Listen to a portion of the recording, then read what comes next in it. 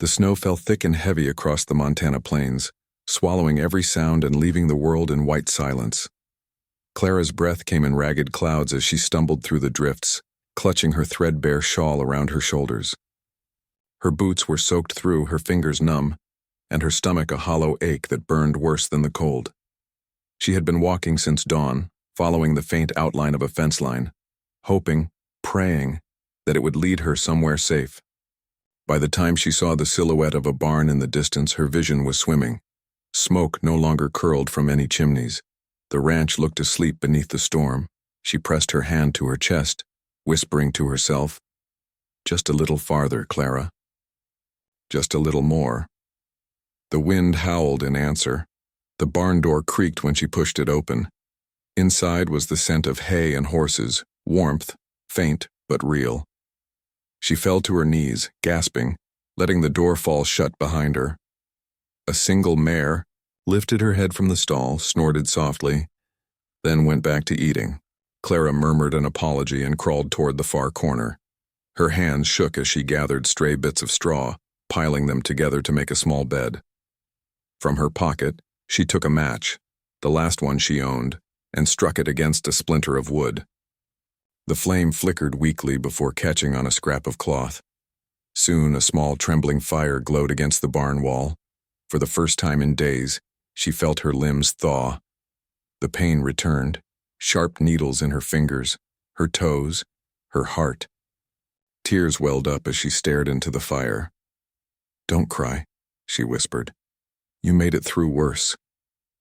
But she wasn't sure she believed that anymore. She must have dozed off because the next thing she knew, the door groaned open again. Light, gray and cold, cut through the dark. Clara sat up fast, heart hammering. A tall figure stood in the doorway, framed by snow and silence. The firelight glinted off the barrel of a rifle slung over his shoulder. His eyes, pale as winter sky, fixed on her. Clara's throat closed. She scrambled to her feet, holding out her hands. Please don't hurt me," she stammered. "I'll work. I'll do anything. I didn't mean to trespass. I just needed a place to rest." Her words came out in broken sobs, her body trembling uncontrollably. The man didn't speak right away. He set the rifle aside, his movements deliberate and calm. In the flickering light, she could see the wear in his face, lines carved deep by grief and sun. He was strong but not unkind. Still, his silence frightened her more than anger would have. He took a slow step forward. Clara flinched back, nearly tripping over the hay. "Please," she whispered, tears streaking down her cold cheeks. "I'll leave if you want. Just don't."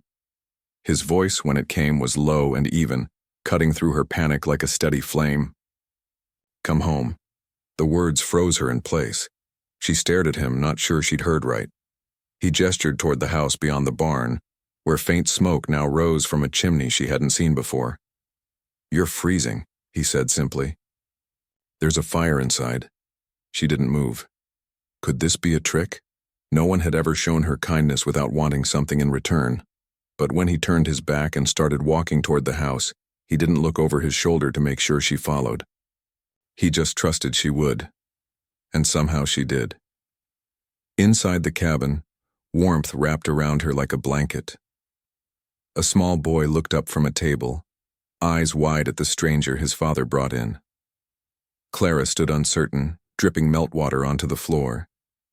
The man hung his coat, poured her a cup of coffee, and set it before her without a word. For the first time in a long while, no one demanded anything of her. He only said, softly again, "You're safe here." The cabin was small but sturdy, its walls lined with the smell of pine and smoke. Clara sat stiffly at the table, clutching the steaming tin mug Elias had placed in front of her. The warmth of the coffee seeped into her fingers, but she barely dared to lift it to her lips. Every movement of the tall, silent rancher made her heart race. She had never met a man who said so little, and yet his silence carried weight, not threat. Elias moved with quiet purpose, hanging his coat on a hook near the door before kneeling by the fire to stir the embers. The flames caught again, brightening the shadows. "Eat," he said at last, nodding toward a plate of biscuits and jerky on the table. His voice was low, rough from disuse, yet not unkind. Clara hesitated. She wanted to thank him, but the words tangled in her throat. She took a small bite, eyes flicking toward the boy sitting at the far end of the table. He couldn't have been older than 8. His dark hair was messy, and his gaze curious but guarded. He didn't speak either, only studied her with the same quiet intensity as his father. "I'm Clara," she whispered, offering a tentative smile. The boy blinked. Then, after a pause, he said softly, "I'm Ben." Elias looked up briefly from the hearth, his expression unreadable, but something in his eyes eased when he saw his son speak. Ben's next question came hesitantly. "Are you going to stay?" Clara froze, unsure how to answer. I don't know," she said. "Your father was kind enough to let me warm myself. I'll be gone once the storm clears."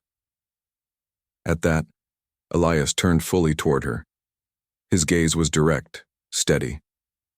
"No one travels in this weather," he said simply. "You'll stay until it's safe." It wasn't an invitation, it was a fact. Yet his tone lacked command. It was more like a promise. Clara looked down at her hands, her heart fluttering. No man had ever spoken to her that way, with firmness that didn't frighten her. She nodded quietly and whispered, "Thank you." Later, after the boy had gone to bed, Clara tried to help clean the kitchen. She gathered plates and fetched wood for the fire, but Elias stopped her with a single glance. "You're shaking," he said, noticing how she clutched her shawl. "Rest. Tomorrow's soon enough." He handed her a folded quilt and pointed to a small cot near the hearth. The simple act of kindness made her throat ache. "You don't even know who I am," she murmured. Elias didn't look at her. He took his hat from the peg, turning it in his hands as though considering something. "You needed a place," he said at last. "That's enough." Then he nodded toward the cot. "Good night, Clara." Sleep came slowly. Clara lay beneath the quilt, staring at the flickering shadows on the ceiling. She listened to the soft creak of the cabin, the steady wind outside, and the faint murmur of Elias's voice as he checked on his son in the next room. No shouting, no slamming doors, no threats. Just quiet. It was a strange kind of peace, one that made her chest ache because she didn't trust it to last. Men like Elias didn't appear out of nowhere, offering safety to strangers. There had to be more to him, a reason for the deep sadness behind his eyes. Before dawn, Clara awoke to the scent of coffee and wood smoke. Elias was already outside, splitting firewood in the gray morning light. His movements were slow, deliberate, almost meditative.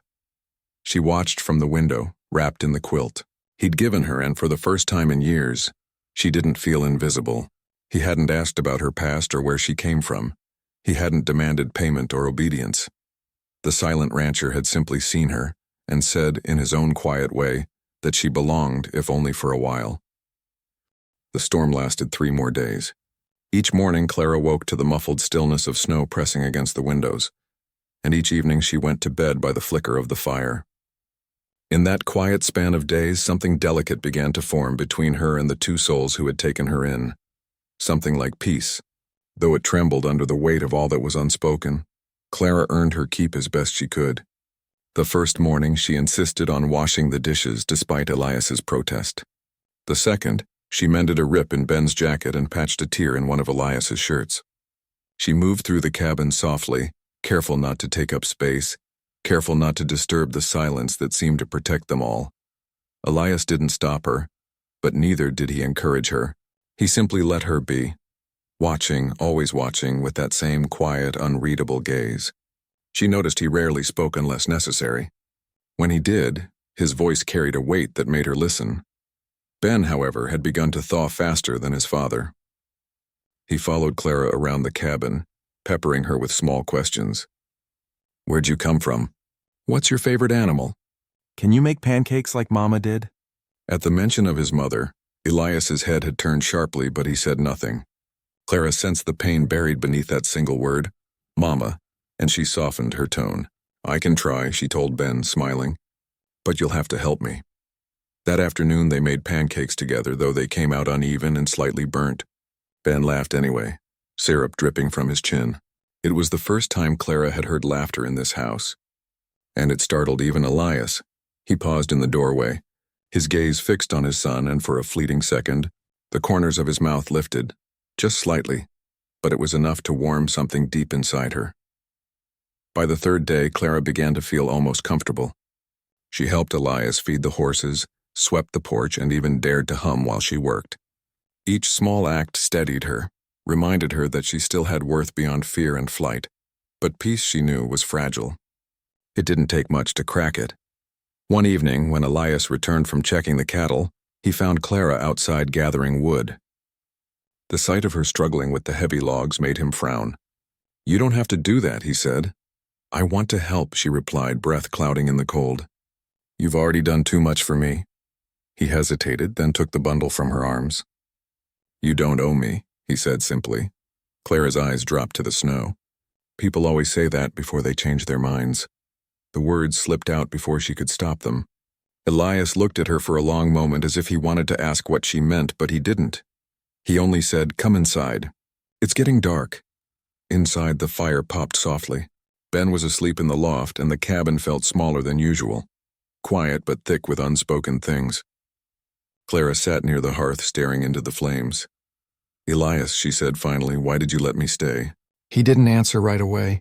His gaze was fixed on the window, on the snow still falling beyond the glass. You looked cold, he said after a while. Clara gave a small, disbelieving laugh. That's it? He nodded. That's enough. Something in his tone, firm, gentle, sure, silenced the questions trembling in her chest. Maybe he didn't want to talk about his past any more than she wanted to talk about hers. Maybe for now that was enough for both of them. As the fire dimmed, she realized she wasn't waiting for him to turn her out anymore. For the first time in years, she fell asleep without fear of footsteps or shouting. And when she dreamed, it wasn't of running, it was of staying. The snow melted slowly, turning the fields to a patchwork of brown and white. The air was still sharp, but it carried the faintest promise of spring. Clara woke each morning before dawn now, helping Elias with the animals and cooking breakfast before Ben woke. Her hands had toughened from work again, and her cheeks were no longer pale but flushed from the cold. The ranch had begun to feel almost like a refuge, a quiet corner of the world where no one asked questions and no one shouted. Elias remained as silent as ever, but Clara had learned to read him. The small nod he gave when her biscuits turned out well, the faint crease in his brow when Ben climbed too high on the fence, the way his shoulders relaxed when the day's work was done and his son's laughter filled the air. Sometimes, she even caught him watching her with an expression she couldn't name, something between curiosity and sorrow. She would look away quickly, afraid of what it might stir in her heart, but peace, she knew, was fragile. And fragile things never lasted long. It began in town. Elias rarely went himself. He preferred to send a ranch hand for supplies. But that week after the storm had washed out the trail, he decided to go, and Clara insisted on coming along. She told herself it was to help carry the feed sacks, but in truth, she wanted to feel something besides snow and silence. The town of Red Willow was small, just a handful of buildings clustered around a muddy main road. The general store smelled of coffee and flour, the floorboards creaking underfoot. While Elias bartered for seed and kerosene, Clara lingered near the window, admiring bolts of fabric she knew she could never afford. That was when she heard it, two men talking near the counter, voices low, but carrying. Girl about yay tall, dark hair, soft-spoken, ran off from a place near Helena. Boss says she's his property. Clara's breath caught. She froze, heart hammering in her chest. Property? The shopkeeper asked, skeptical. That's what the papers say, the man replied. We're just following orders.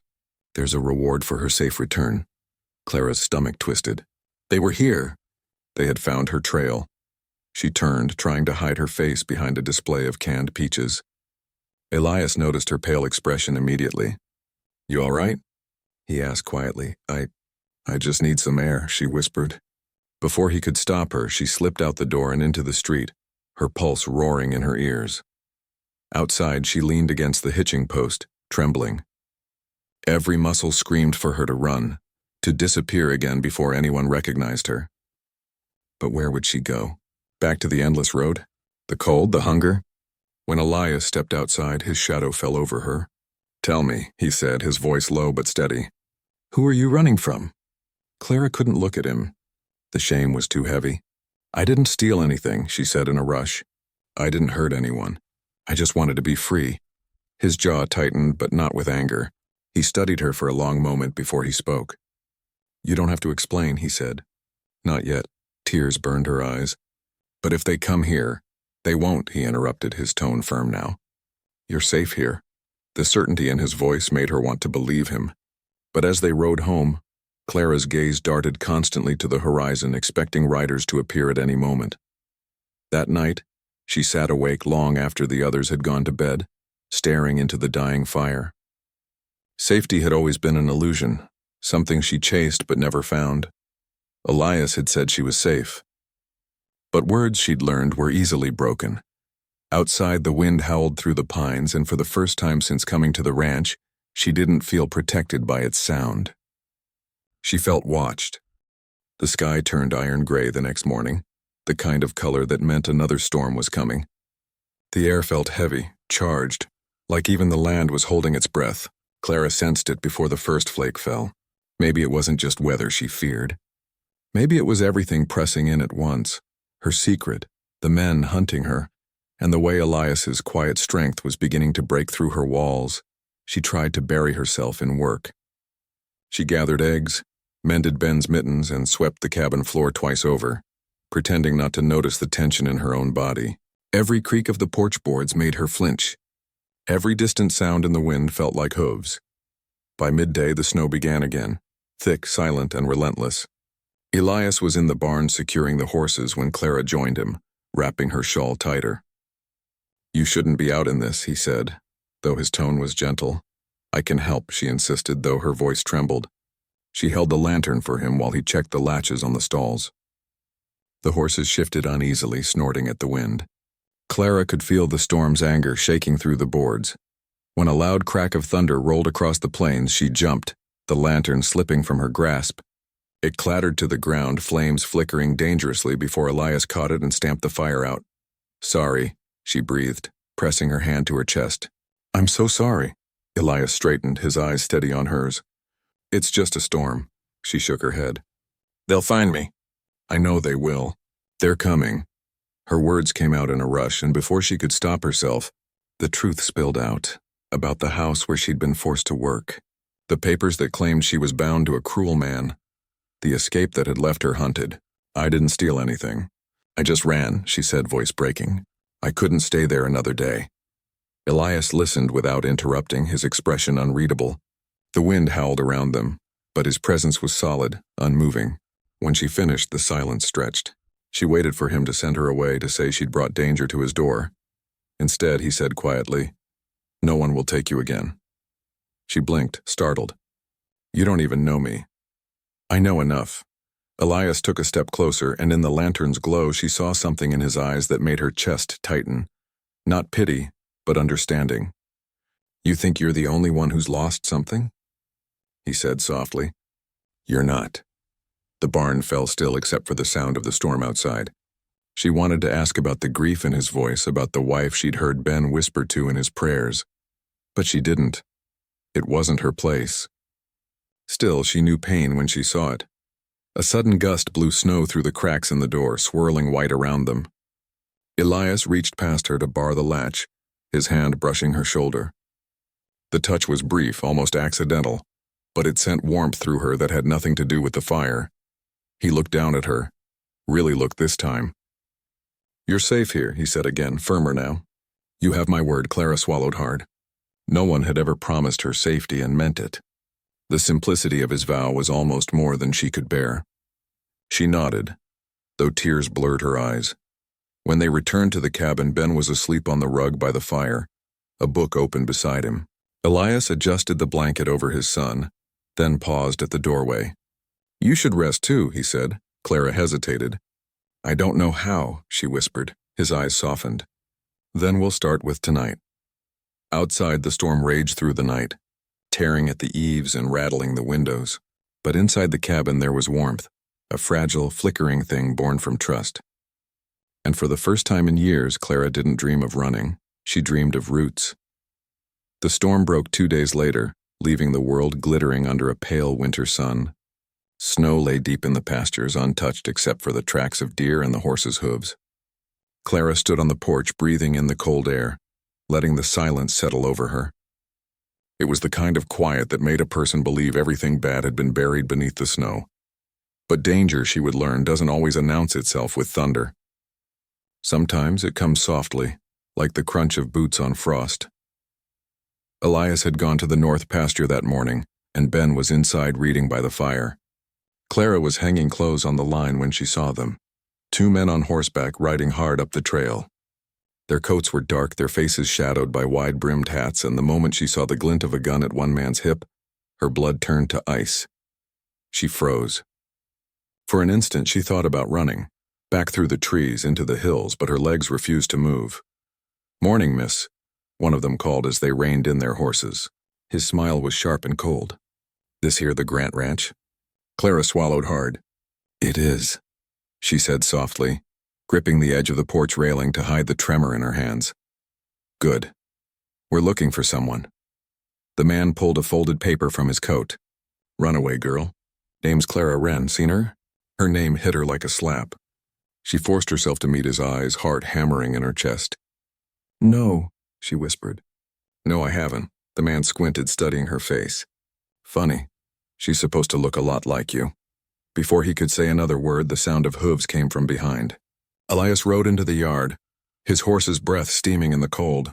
He took in the scene instantly, 2 strangers, Clara pale and trembling, and his jaw set like iron. "Something I can help you with?" he asked, voice low and steady. The man with the paper straightened. "You can if you've seen this girl." He held out the paper again, but Elias didn't look at it. He didn't need to. His hand rested lightly on the rifle slung across his saddle. "This land's private," Elias said. "You're trespassing." "We just want what's ours," the man snapped. "She belongs to a Mr. Harlow and Helena. There's a legal claim—" "She's not property," Elias cut in, his voice turning cold. "And you'll leave now." The second man spat into the snow. "You hiding her, Grant? You know that's a crime."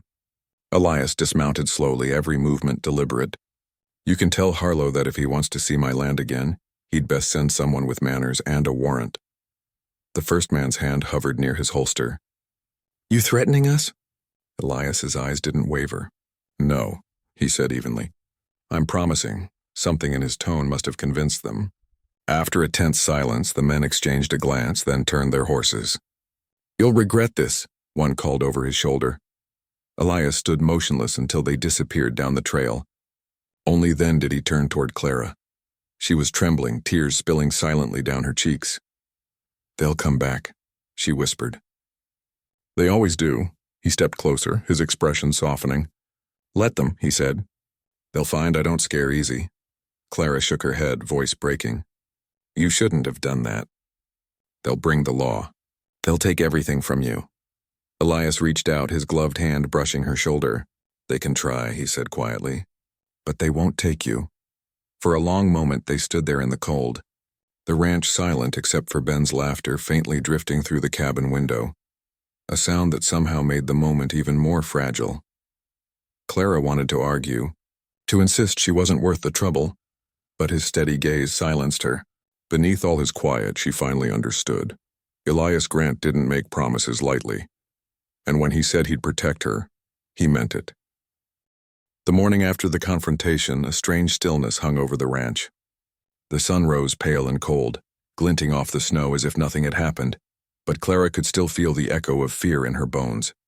Every time the wind rattled the shutters, she flinched, expecting hooves or angry voices. Elias moved through the day as though nothing was wrong. He fixed a fence rail that had cracked under the storm's weight, fed the horses, and checked the line for tracks. His silence was the same as always, but Clara could sense the tension beneath it, the kind that made a man ready for trouble. She wanted to thank him for standing up to those men. She wanted to tell him what his protection meant, but every time she opened her mouth, the words stuck in her throat. Gratitude felt too small a thing for what he had done. That night she sat by the fire after Ben had gone to bed. Elias was mending a saddle strap, his hands steady in the glow of the lantern.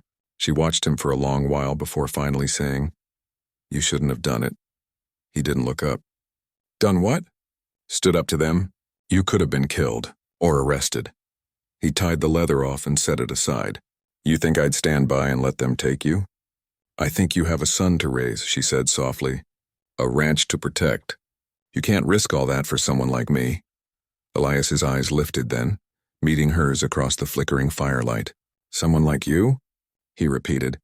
"You mean a woman who's been wronged and still finds the strength to work, to smile, to care for a boy who's not her own?" Clara swallowed, heat rising to her cheeks. "You don't know me, Elias, not really." "I know enough."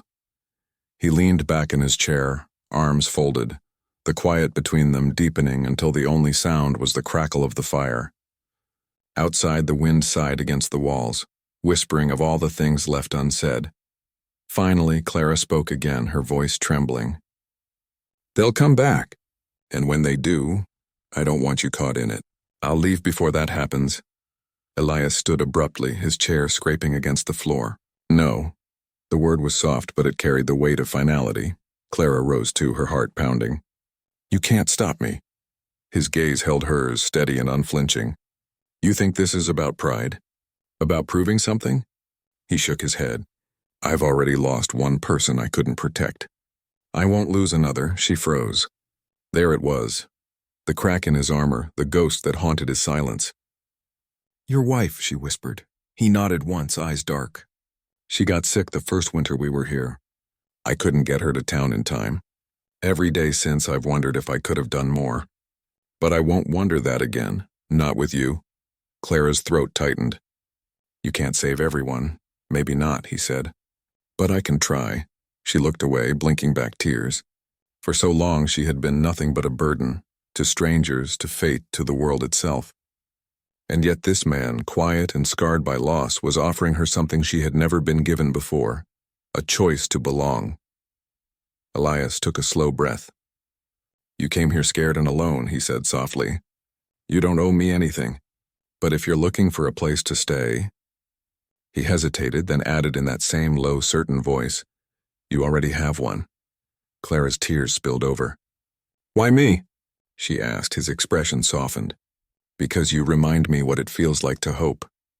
The fire popped, throwing sparks between them.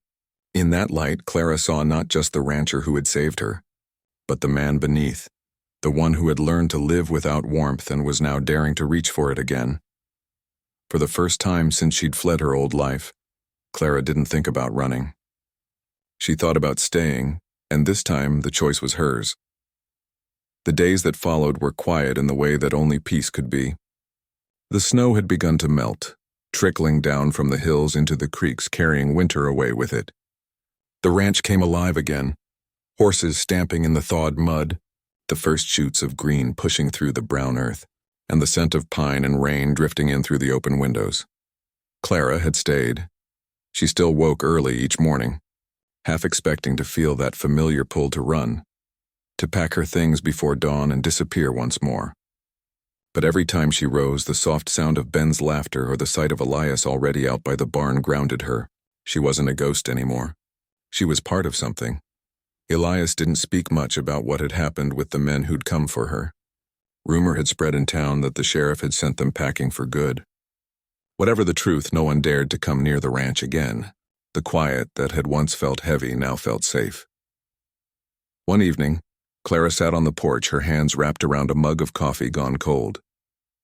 The horizon blazed in shades of gold and pink, and the air was warm with the scent of spring.